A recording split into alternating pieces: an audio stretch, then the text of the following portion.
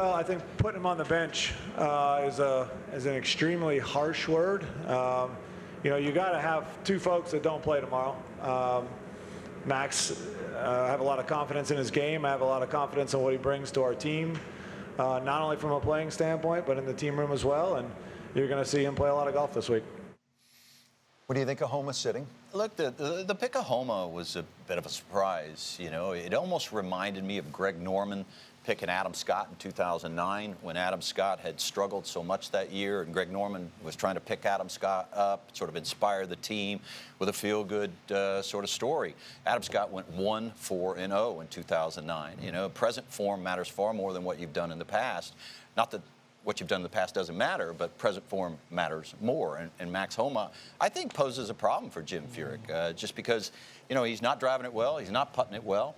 From a birdie output, you wouldn't want him in four balls, but the way he's driving it, even if you try to hide and pick where he's going to drive it the least amount of times, he's still going to have to drive it, and he's still going to have to putt it. So, a lot to be seen. I mean, you can turn your game around, as you well know, in the last 2, 3, 4 days. He could have turned things around. He's split with his coach, so maybe he's on to something. Maybe he's found something different. But there's a lot of pressure on him this week.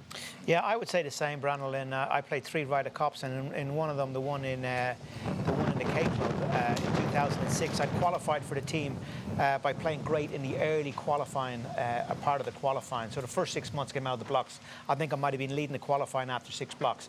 After 6 months, and then I hit a wall, and I lost my game. And going into that Ryder Cup, I just about made the team. Wasn't a pick, but just about made it as the last qualifier.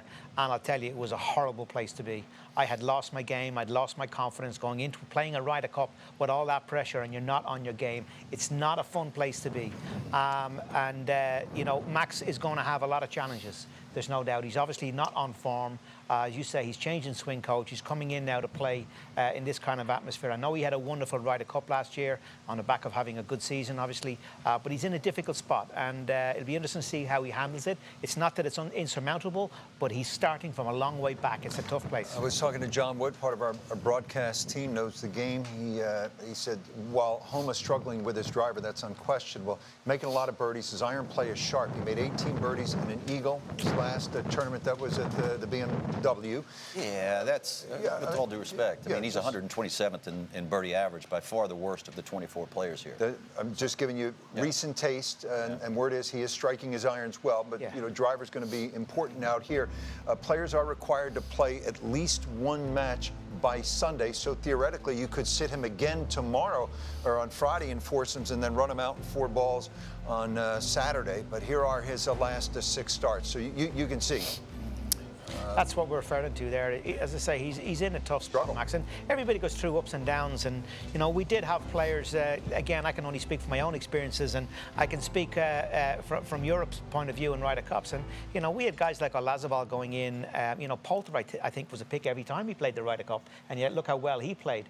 It doesn't always have to be you play great going in there. Some guys find something in that team environment, and maybe Max is one of those guys.